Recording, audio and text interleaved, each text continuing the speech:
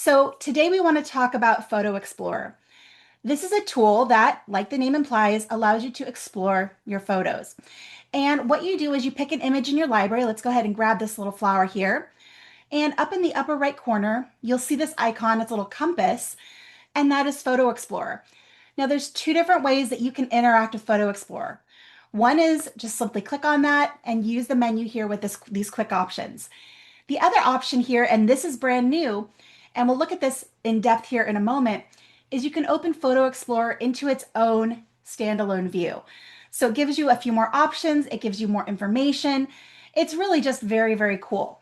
Now, the other thing to know with Photo Explorer is the items in this menu change based on the type of picture you're looking at and what metadata you have. So for instance, you can see in this image, this has GPS information. So it shows the map and it shows options for the map. If I go here in my library and I scroll to another image that has people in it, so let's grab this one here, and then I go ahead and click on Photo Explorer, anybody who's named in there is going to show up.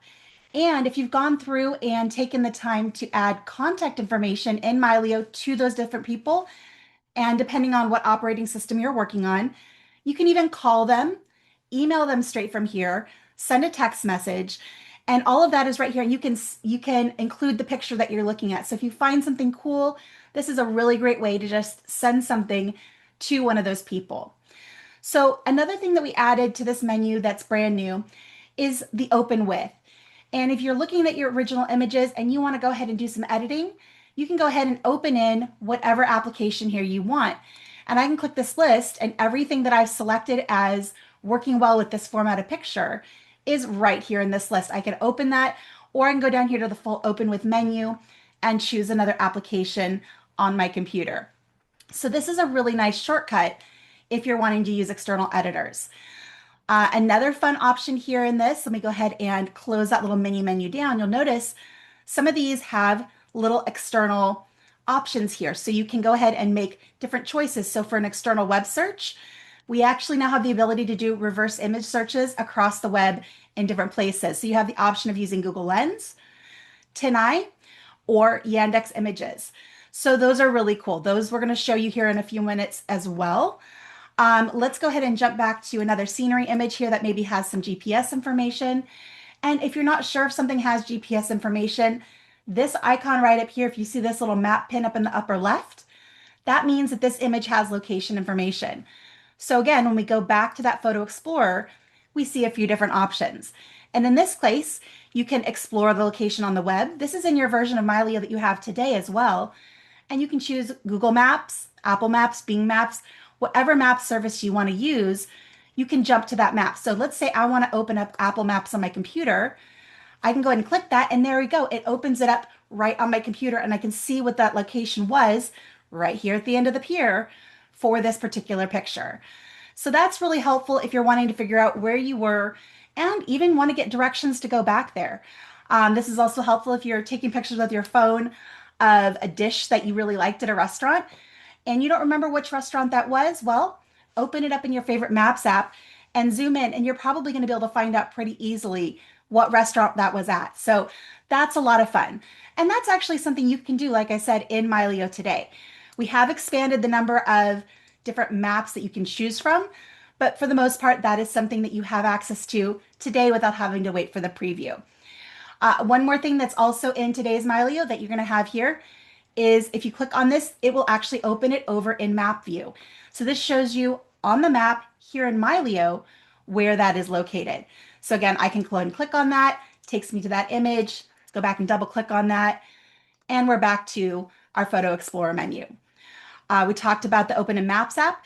This one here is really cool. You can see photos near this location. So if I want to see everything that I've taken within 100 kilometers, well, there are those images. Here's the image I had selected, and everything down here are images that are within that radius of this particular GPS point. So that is a really fun way to explore too. Going back here to the menu, going down here to the external web searches. Again, this is a reverse image search, so it sends your image, a really tiny version of it, to one of these web searches. Again, this is optional. You don't have to use this, but it's really very fun. So I'm going to go ahead and use Google Lens. And I'm going to pick that one because this one does require a tiny extra step. So I'm going to go ahead and click on that. And that's going to go ahead and open my browser. And it opens it with Google Lens. Click into this field here and then do a Command or Control V. And that pastes the image link right in there. There's my image. And it's doing an analysis. So this knows this was the Cayucas Pier, located in San Luis Obispo County, and it tells me all sorts of information about this particular photo. So you can go down, you can see other visual matches, and just take a look at what's out there about your subject on the web. I think that's really, really fun. The next thing you can do here, let's go ahead and try TinEye. And this one is going to show you other places that are using your picture on the web. So let's see if this one is out there somewhere else. I'm going to go ahead and verify that I'm human. And it's going to go ahead and do its search. Give it a moment. And it didn't find any exact matches on the web for this particular image. Now, I know Lori played with this a couple of days ago, and she actually put in one of her really popular images that's been shared all over the place. And you could just scroll and scroll and scroll and see all of the different places that that particular image, because it had been used for stock photography, where it had been. So that's a really cool thing that you can do with that. The last option here is Yandex Images. And I'm going to go ahead and click that one. Let's go ahead and open that up. And this again, it does another AI analysis of your image. It shows you similar things, and you can go ahead and scroll through those. The best part about this one is when you go back over to Mylio, I'm going to go ahead and just switch my app over. It says Yandex found different keywords that I can apply to my image from that particular search. This kind of gives you a way to use AI to automatically keyword, and these are actual real keywords for your image. So in this case, this is not the Huntington Beach Pier or the San Clemente Pier. This is kind of a weirdly formatted one, so I'm going to uncheck that and uncheck that, but it is definitely a landscape, so I'm going to go ahead and apply that. And if I go over to my info panel and go to my keyword panel, we now have landscape as a keyword there. So that's another way that you can go ahead and interact with that. Now from here, I want to go ahead and show you the entire PhotoExplorer workplace view, whatever you want to call it. Let's go ahead and click on that icon again. And we're going to go down here to open in PhotoExplorer. And you now have this really cool view where you can just poke around and see what's going on with your image. So I can go here. So people in this photo, there's no people, so that's empty. I can click on locations near this photo, and that's going to go ahead and show where that image is. And right now it's not seeing any other photos within 1 mile. I can go ahead and jump that up to 5 miles, or I can go ahead and change that to in closer. So it just depends on the image. You're going to see other related images here. Let me find something here that I know has stuff close. And I'm going to go ahead and back out of this. So just go top level. I'm going to clear out that. And we'll work with this image here. This was in Torrey Pines near La Jolla. And I'm going to go here to that compass, open Photo Explorer, and we're going to go again here to locations near this photo. And in this case, I have 7 images in this library that were taken near this photo. And I can again change this to a 1 mile, 500 feet, 100 feet. So anything that's really close by, you can change that radius and be able to see. You can also sort them by how close they are. So the ones that are closer to that location show up at the top, or by how recently they were taken. So this is using, again, that metadata that's in your image. You can also go over here to the left and do that external web search. And there are those 3 different options we already looked at. It does the exact same thing as doing it from that shortcut menu, but you can do it here from this particular view. Now to get out of this, you can click the X up here in the upper left, or click done here in the right, and then go back to your library. Now to change this up a little bit, I want to go over to a picture that has some people in it. Let's grab this one of JC and his daughter. And we're going to go back into that Photo Explorer view. And you can see here, it's pulling up all of the people in this photo. And if we haven't tagged these people yet, it's going to ask you, who is this?